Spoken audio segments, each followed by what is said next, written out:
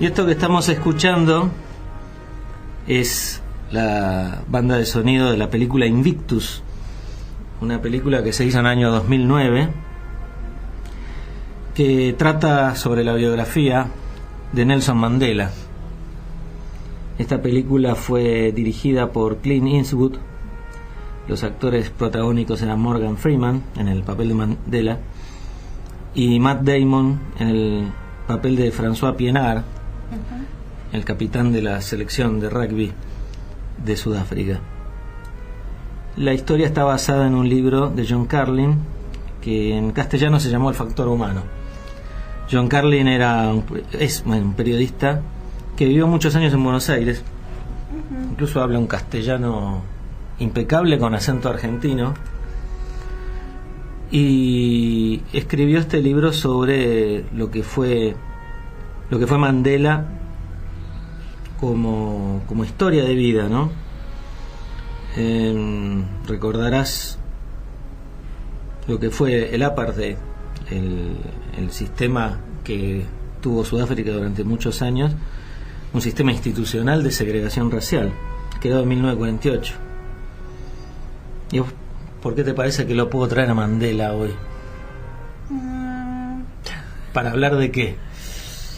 Para hablar de el perdón. El perdón, exactamente. Mira vos. Me parece un caso muy importante y muy ejemplificativo. De Mandela podemos usarlo también para hablar de liderazgo. En su momento, cuando hablamos de liderazgo, ahí lo consideraba Mandela y a Gandhi. Finalmente elegí hablar desde otra gran película que era la de Gandhi, que también escuchamos la música, y elegí para el perdón lo que fue el caso Mandela, ¿no? Él había estado en el Congreso Nacional Africano en su juventud, justamente inspirado en las ideas de Gandhi. Propugnaba métodos de lucha no violentos, campañas de desobediencia civil, y desde la ideología proponía algo así como un socialismo africano, medio nacionalista, totalmente antirracista y antiimperialista.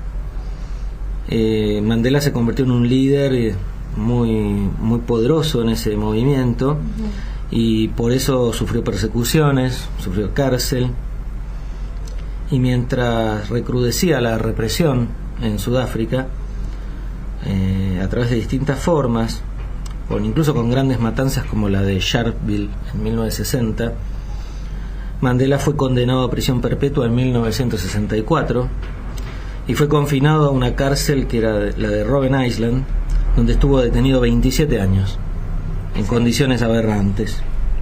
Terrible. Sudáfrica estaba marginada del mundo por el apartheid.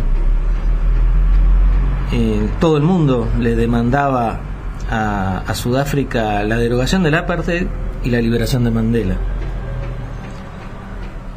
Tuvo,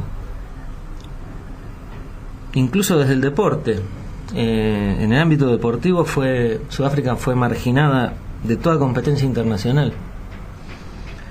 Hubo presiones de la ONU, presiones de organismos comerciales, y en un momento en donde ya ese aislamiento le generó a Sudáfrica muchos problemas en términos políticos y económicos, el presidente Frederick de Klerk comenzó a finales de los años 80 a desmontar ese esquema, liberando a Mandela en 1990. Y ambos compartieron el Premio Nobel de la Paz en 1993. Al año siguiente, en 1994, hubo elecciones, Mandela se presentó y ganó, y se convirtió en el primer presidente negro de Sudáfrica. Contrariamente a lo que muchos esperaban, Mandela propuso una política de reconciliación nacional, lo dejó a de Klerk como su vicepresidente, y trató de atraer a la participación democrática al partido Inkatha, de mayoría zulú, bastante díscolo y bastante poco predispuesto a participar de la vida institucional en conjunto con los blancos. Después Mandela usó, y de esto habla mucho la película, usó el Mundial de Rugby del 95 como una ocasión para lograr la consolidación de eso que él consideraba que era la nación sudafricana, o sea, que incluía a negros y blancos. Y que incluso la película muestra como en un partido de rugby un año antes del Mundial, los negros, en un partido entre Sudáfrica y no me acuerdo si era Australia o Nueva Zelanda, hacían fuerza por el rival, no hacían fuerza por Sudáfrica, porque no sentían como su equipo a los Springboks. Qué horror. Y Mandela hizo muchos gestos así de unidad, por conveniencia y por principio, entre otras cosas porque decía los generales son blancos, los dueños de los bancos son blancos, los principales dirigentes del país son blancos, entonces él lo que proponía era un encuentro, porque Mandela, además de ser un pacifista convencido, era un líder político pragmático y totalmente realista. Él consideraba que si no incluía a todos en un único proyecto nacional, finalmente un golpe de Estado lo iba a derrocar y se iba a generar una guerra civil. Entonces, a través de ese mundial encontró la vía para construir un proyecto de unidad nacional en donde el perdón fue el punto de partida. Mientras todos sus seguidores, incluso sus dirigentes de la primera línea que lo acompañaban, le pedían todo lo contrario. Sí. Vamos a arrasarlos ahora le vamos a cobrar todas las que nos hicieron estos años. Mandela elige otro camino. Si bien no pudo evitar que se cambie el himno y se cambie la bandera, pero logró evitar que le cambien la camiseta a los Springboks, que siguió manteniendo su misma camiseta y su mismo nombre, y logró que, por ejemplo, en el equipo hubiera un negro, que era Chester Williams, el único, que finalmente integró ese equipo que a la larga ganó el campeonato del mundo. Incluso, bueno, logró como contrapartida, cuando se cantaban los himnos en el mundial, los jugadores cantaban el himno zulú también. Y así usó al rugby, que es el deporte más popular de Sudáfrica, como un factor de unidad. Incluso esa unidad después se vio en otro mundial, en el Mundial de Francia, en el 2007, varios años después, en donde Sudáfrica volvió a ganar, eliminando a los Pumas en semifinales. Ahí ya tenía 8 negros, Sudáfrica. Yeah. En el plantel inicial tenía uno solo, y acá tenía, en el 2007, en su segundo título mundial, tenía 8. Pero todo lo que habla esa película, ese libro, y bueno, todo lo que es la vida de Mandela, gira en torno al perdón y a la fuerza liberadora del perdón. Tras 27 años de prisión, humillaciones, torturas, una condena a muerte no cumplida, el corazón de Mandela pudo haberse llenado de odio. Y cuando recuperó la libertad y obtuvo la presidencia, perfectamente pudo haber desatado una ola vengativa. Claro, manejándose desde otro lado, sino del resentimiento.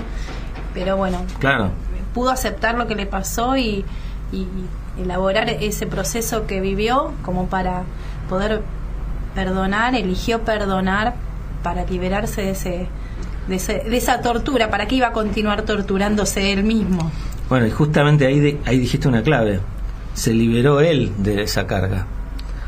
Que ese es uno de los secretos del perdón, ¿no? El perdón es una liberación para quien perdona, no para el perdonado. Claro, porque si no iba a seguir como en prisión, pero en su propia prisión. Exactamente, hubiera cambiado de prisión. Hubiese cambiado de prisión, o sea, totalmente, la de que él se construía con su odio o con su rencor. Exactamente, hubiera dejado la prisión de Robben Island para pasar a la prisión de su rencor.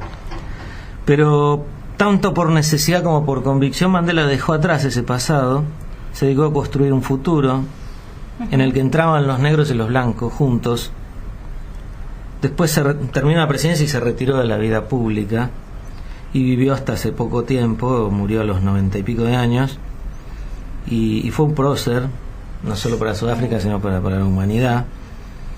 Y bueno, de alguna manera es el padre de la patria para los sudafricanos. Y esto lo vinculo también con cosas que nos pasan también a nosotros, ¿no? Muchas veces con esto lo relaciono también con el tema de la ofensa, ¿no? O sea, cuando perdonamos lo que consideramos una ofensa, ¿qué es una ofensa? Lo que es para mí no es lo mismo para vos. Exacto, claro. No hay actos ofensivos. Lo que hay es personas que se ofenden, que es distinto. Totalmente, y con diferentes cosas. Hay con gente que cosas. se ofende de nada y otra gente que, o sea, hay que hacerle para ofenderlos o sacarlos de esa emoción y llevarlos a sentirse dañados.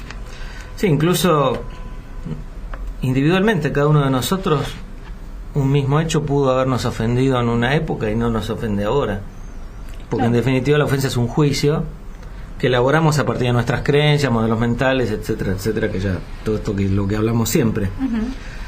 Y también para finalizar un poco esta reflexión,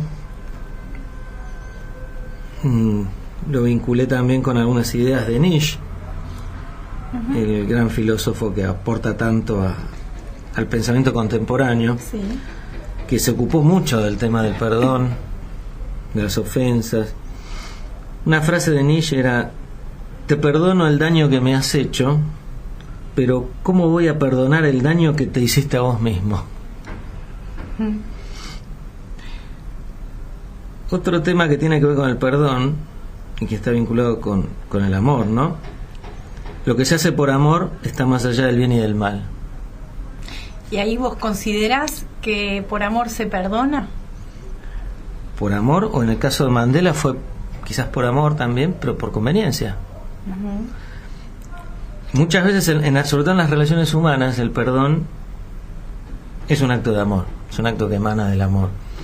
Y Nietzsche lo que dice es que si es por amor está bien, está por arriba de la valoración ética de lo que está bien y mal. Que el bien y el mal también son juicios, cada uno tiene su parámetro para medir el bien y el mal, y no hay parámetros universales para eso, pero si es por amor está bien. Me voy al cholulaje. Dale, ya sé por dónde venís. Ya sabes dónde vengo. Esto que está tan en boga ahora, Janina Latorre, y qué onda, así lo perdonó, pero ¿qué es una...? Y ahí se salen 1500... ¿Y si lo perdonó? ¿Cuál es el problema? Partió desde el amor, pero es una elección. Suponemos que sí, no sé. De repente a ella le hacía más daño seguir con ese resentimiento que, bueno, decir perdonarlo. Yo creo que también tiene que ver mucho esto de perdonarlo y todo, y la elaboración, sí, tiene que haber una gran comunicación antes de decir, bueno, yo te perdono. O sea, primero escucharte, a ver, ¿para qué hiciste lo que hiciste? ¿Qué te pasó? ¿Por qué llegaron hasta ese lugar también, no? Porque si hubieran comunicado antes, claro, tal vez eso no hubiese sucedido. Entonces, todo parte, bueno, no nos vamos a Mandela, pero sí en las relaciones humanas hay veces que hay cosas que se pueden, digamos, o evitar o no tendrían que haber llegado al lugar donde llegaron por una falta de comunicación. No te me rías, Robati. Porque acá no lo ven, pero está con una sonrisita diciendo, sabía que me ibas a salir con la torre, sabía. Porque el otro día yo estaba así como un poco enervada. Pero bueno, yo también perdoné por amor. Y bueno, y si me vuelve alguna sombra de eso que me llevó a enojarme en ese momento o a distanciarme, y lo pude perdonar, me recuerdo cuál es el compromiso que elegí para perdonar. El compromiso que elegí para perdonar es una nueva oportunidad y que ese amor continúe. Muchas veces, incluso en las relaciones de pareja, el perdón puede implicar o no la continuidad de la pareja. A veces se perdona, pero la pareja no continúa porque no se genera también tuve ese la caso. Confianza pero se perdona igual. Porque el perdón, alguien dijo que el perdón era renunciar al derecho a la venganza. Curiosa definición, pero no está tan mal, porque en definitiva uno puede pensar que cuando es víctima de una ofensa o de un daño, puede tener el derecho a repararlo, entre comillas, produciéndole un daño equivalente al ofensor. Uh-huh. Y eso sea un acto de justicia, pues es darle a cada uno lo que corresponde. Pero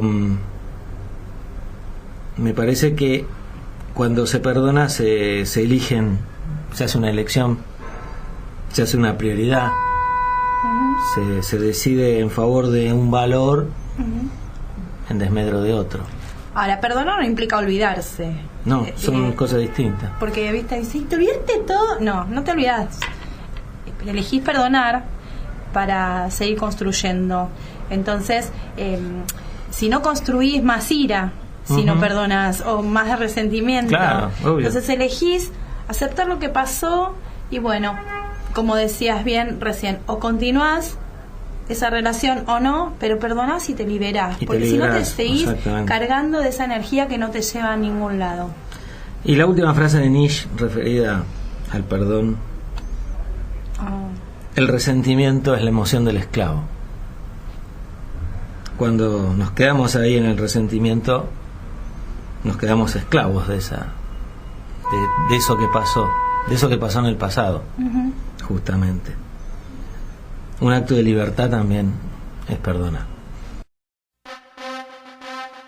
Vos podés. Logra todo lo que te propongas. MR Liderazgo y Desarrollo Personal. Responsable Dr. Mariano Robati. Coach ontológico. 4432-8432.